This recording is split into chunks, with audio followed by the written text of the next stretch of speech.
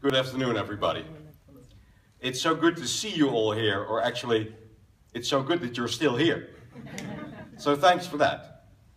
I would like to take you back to the moment this TED Talk was born. And it was in June 2003, when I was invited to celebrate summer solstice, which is the longest day of the year, in the best ever place to celebrate it, Stockholm. Although this may sound great, I actually went there with mixed feelings. I had just lost my job, and it happened to be one of my former colleagues who had invited me over.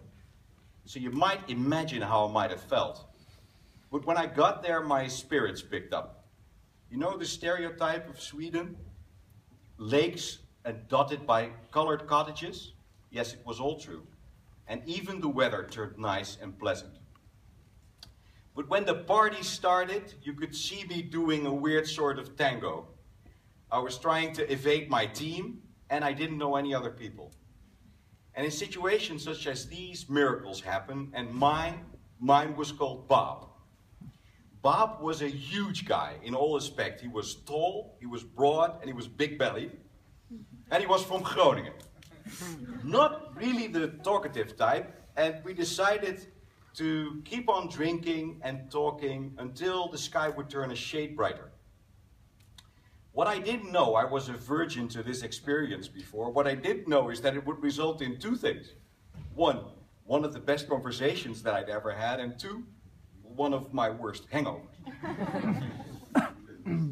Bob turned out to be a self-employed entrepreneur, a software developer, and he confided to me. He told me, Evert, I totally love my job, but I hate sales.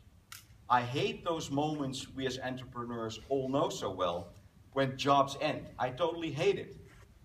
But at that time, not as I am now, I was not an entrepreneur. And at that moment, I didn't have any track record in sales, so it was very uncomfortable, but I didn't know what to advise him. And suddenly, at 5:30 a.m., the horizon turned a shade brighter, and we went to bed. My epiphany struck me a few hours later, only a few hours, in a coffee shop in Stockholm.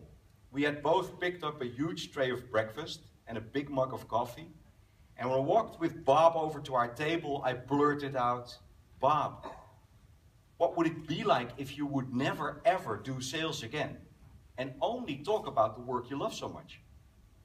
Bob was thunderstruck.